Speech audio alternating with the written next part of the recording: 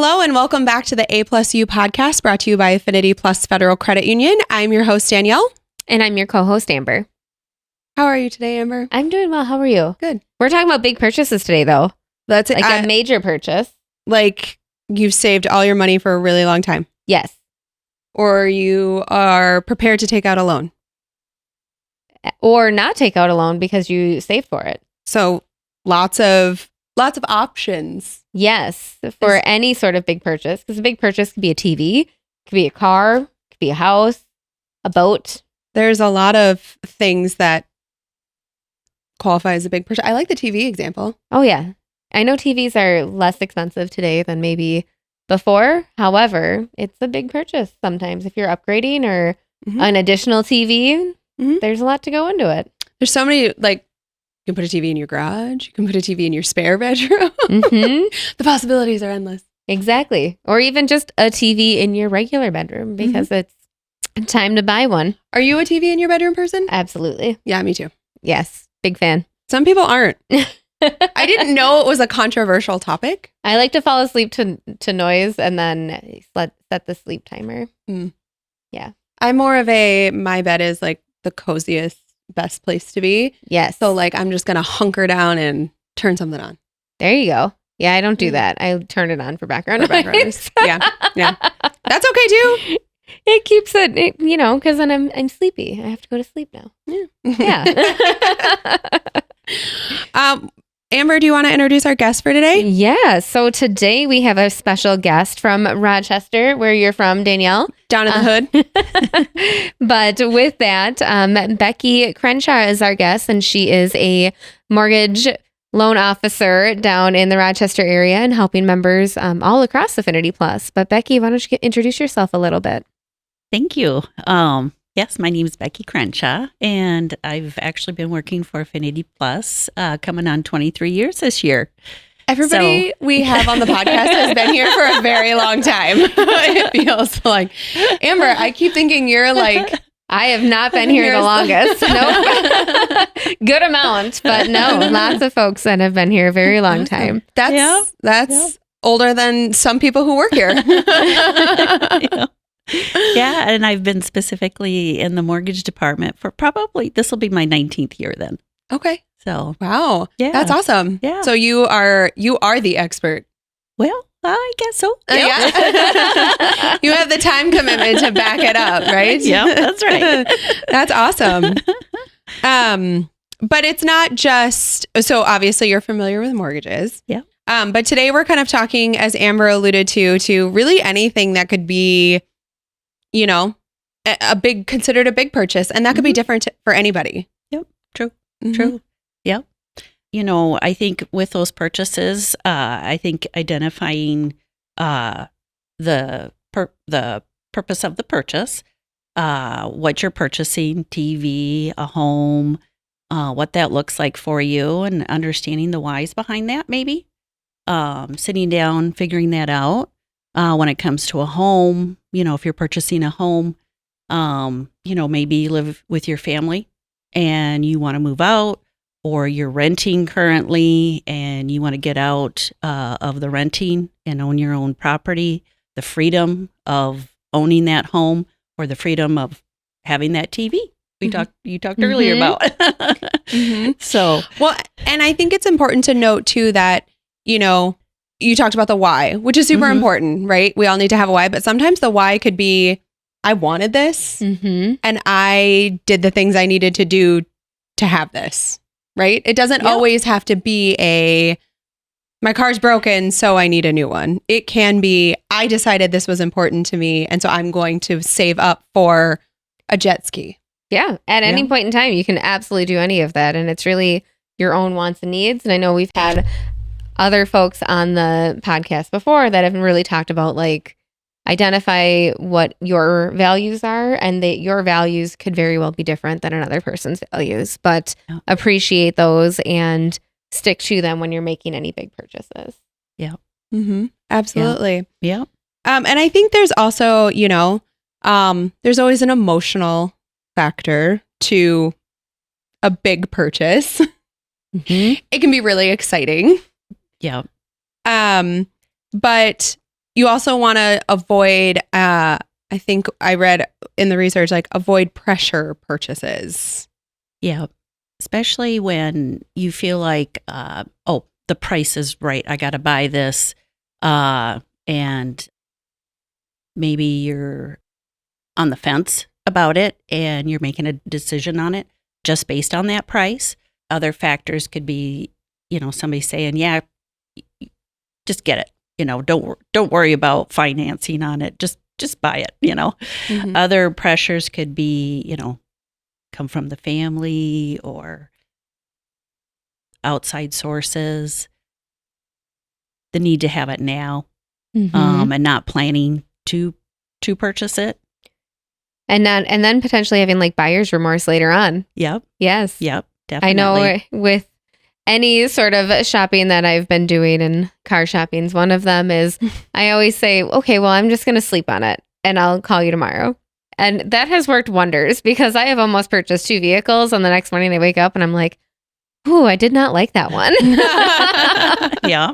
So glad I didn't. Yeah. Well, I like that. Bring in your real world experience to this big purchases. Exactly. Yeah. You never know what tomorrow will bring.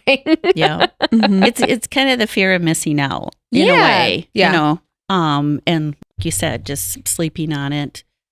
Sometimes you need to do that, put it in perspective.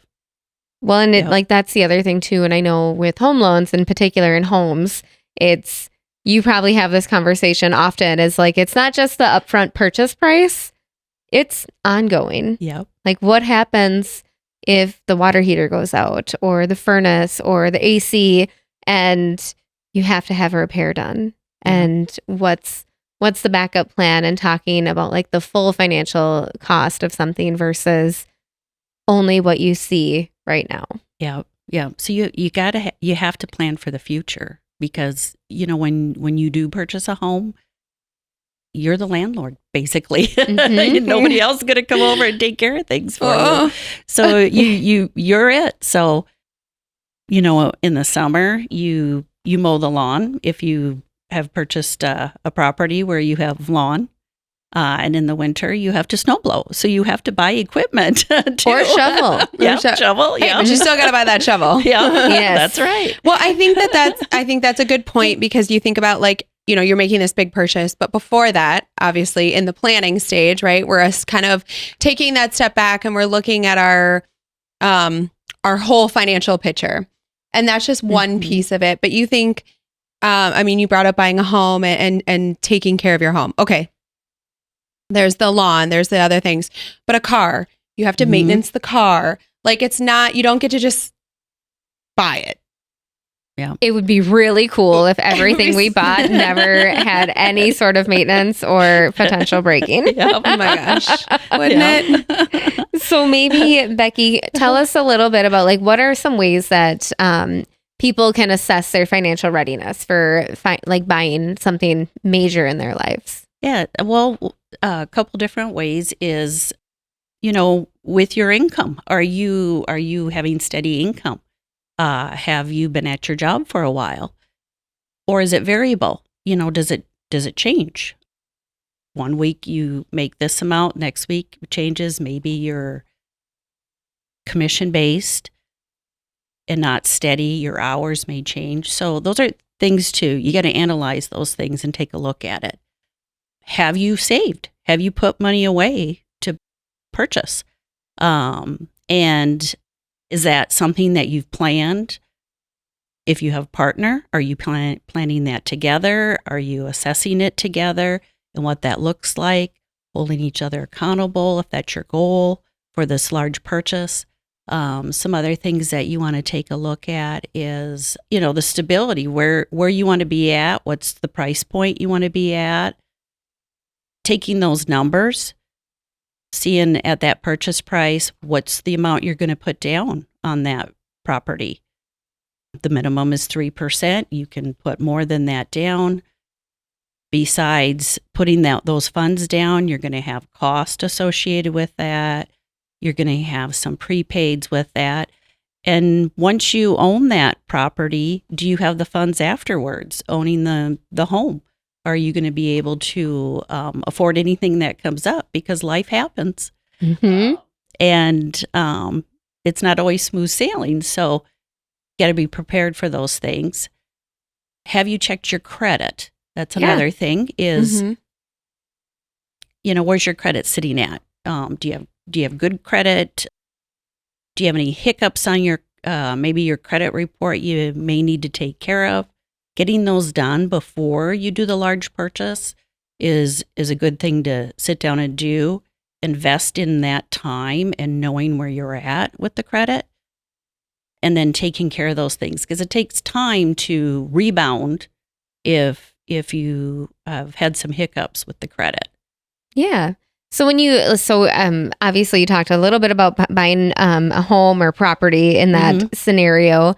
And I think even just the tips on credit or a down payment is really good tips to have if you were taking out any sort of loan for a major purchase, whether it's car, boat, jet ski, whatever it may be. Exactly. But I think when you are like sitting down, and if it is like something of being on the same page as like your household and ensuring that your goals are being met as a household, what are some like realistic like how do you set realistic goals each month?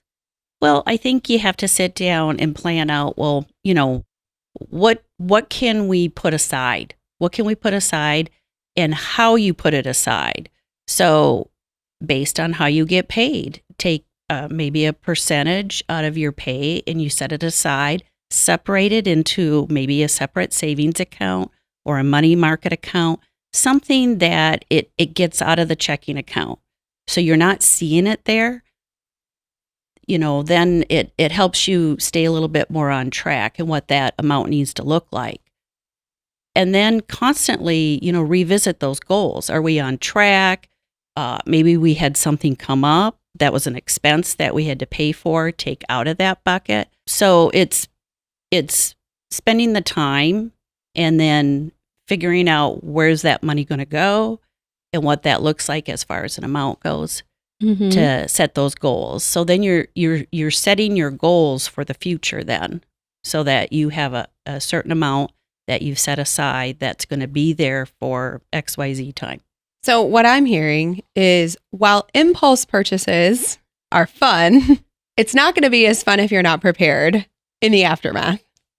Yeah. Well, and I think another thing that you touched on, and I know I mentioned it, was like we talked about like lending and like knowing your credit score and just being aware of what that is, taking care of any hiccups that you may have.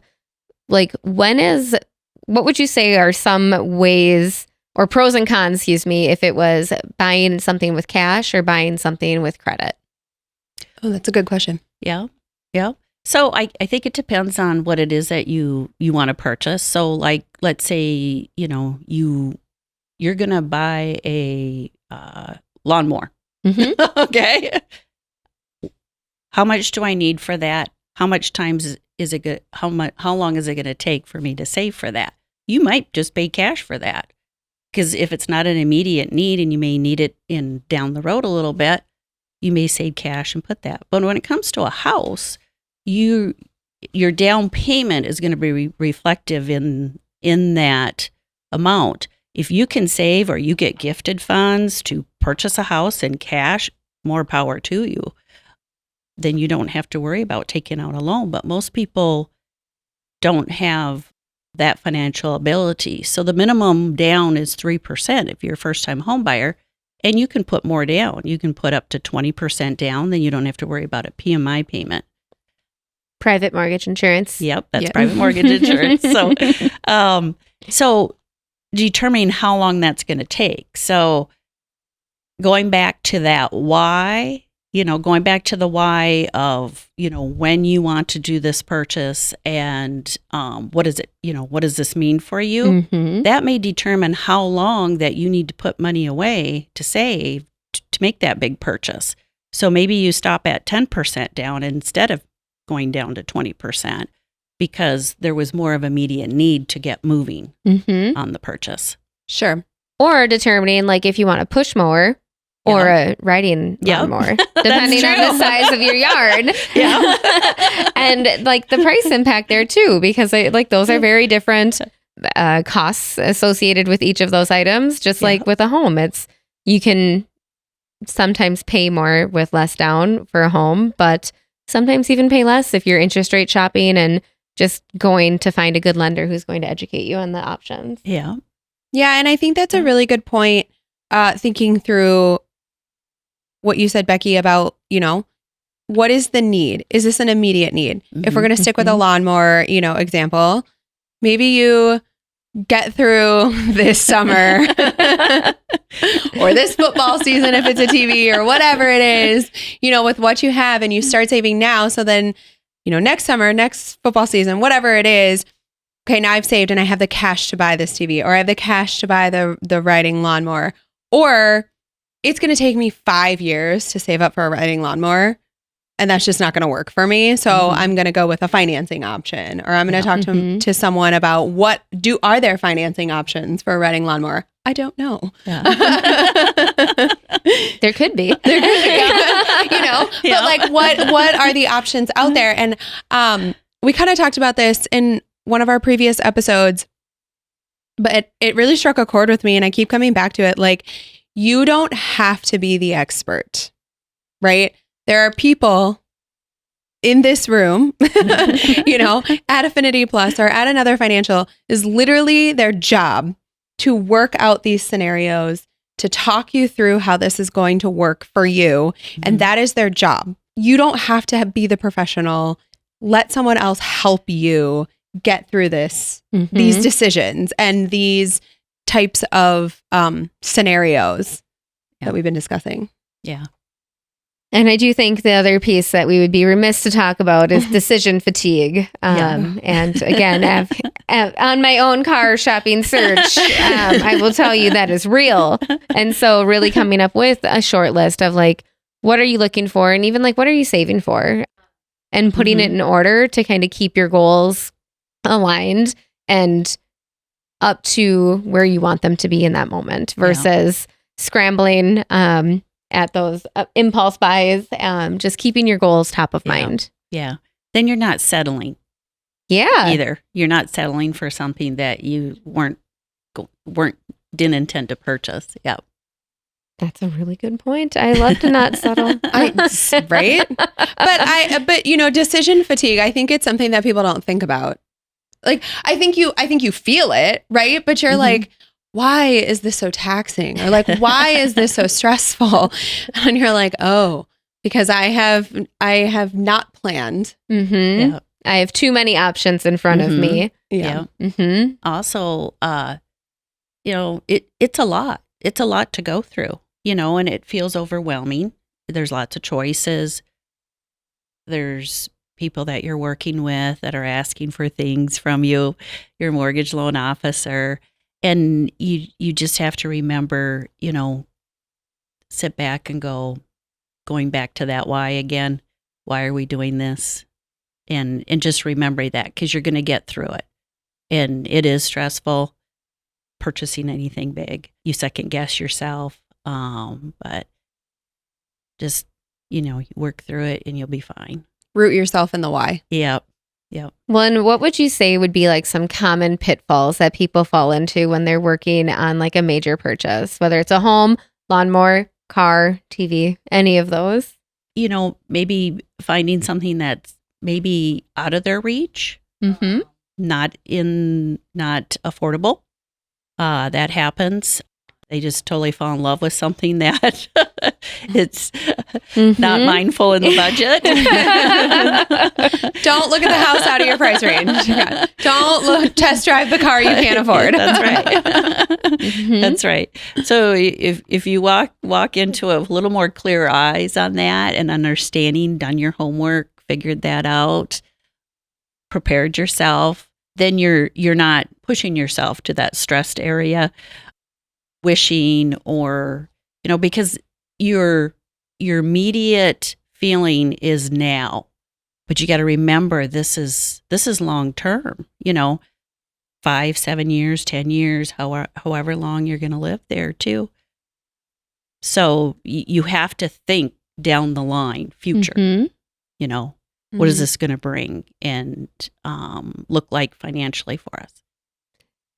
I think that's something that it's easy to forget when it's right in front of you and there's a lot of excitement at play. And it's going back to grounding yourself and take a deep breath, sleep on it. Big fan of that. Well, and we talk about, we've talked about this before. You kind of, there's shopping around. Do you have a good relationship with your financial? Do you trust the people you're working with? Right.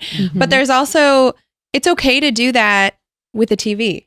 There's 50 places to buy a TV. You don't have to buy it from the first place you go to. Yeah. So I think not skipping that comparison phase in whatever it is. It's likely whatever you're purchasing, there are 10, 20, 30, 40, 50 places that you could buy, that you can choose from that, to buy from. Like, what does that relationship look like? What is their return policy if that's applicable for your purchase, right? If you really are taking the time to prepare for something, like, give it the nurture that it needs. I think is something that people forget, because you're right. It is about the excitement of the now. I absolutely. Hi, guilty. Well, and Becky, you probably see this too, is like someone could be pre-approved for a higher dollar amount for a home loan, but maybe they're more comfortable at a lesser dollar amount, and it's helping them see that. And it's like, yes, you're pre-approved for this. However, it's okay to go to where you're comfortable, because if this is too much, you have some wiggle room in here. So where are you comfortable? Yeah. And you have to know that too. You have to figure that out, sit down, figure those numbers for you, and understand that is that comfortable. Some other things you got to factor into that is purchasing a home. Your homeowner's insurance and property tax is going to change every year. 100%. It is never the same. So, your principal and interest payment always stays the same. That's your note you're paying back, but that escrow or impound, they're called, will change. So you got to factor, and typically it goes up, not going down. So, so that's kind of flexible there, that amount. So if it's a tight price at the beginning, you got to remember it's going to be more as you live there. It's going to increase. So, well, and that's another thing too. Some people, it is going to increase, and you're thinking, okay, well, I'm probably going to get a bonus, or I'm probably going to get a raise, or things like that. But I think that's a common pitfall, is like, you cannot rely on something that's not happening right now. Yeah. Right. Like, unfortunately, there is a lot of ebbing and flowing in life. Yes. And things can change very quickly. I've had it happen to myself. I'm not, I am no one to not speak from not experience. Well, and I think that happens with everyone, because you could plan on something happening and something else comes up too. Yep. It could be an unexpected car repair. And you were like, okay, well, there goes this new water heater system that I was really excited for in my house, but that's not a need. It was a want, because it was more efficient or something of that nature. And now those funds are having to be shifted. Yeah. That's why it's so important to still have that backup. After purchasing, you got to have backup. You have to have that backup. And then take a look at, analyze from there. Once you purchase, what does this look like moving forward? And always think towards the future. What is this going to look like? Because a lot of times people will, if they're purchasing a home, they'll be in the home 5 and 7 years or so.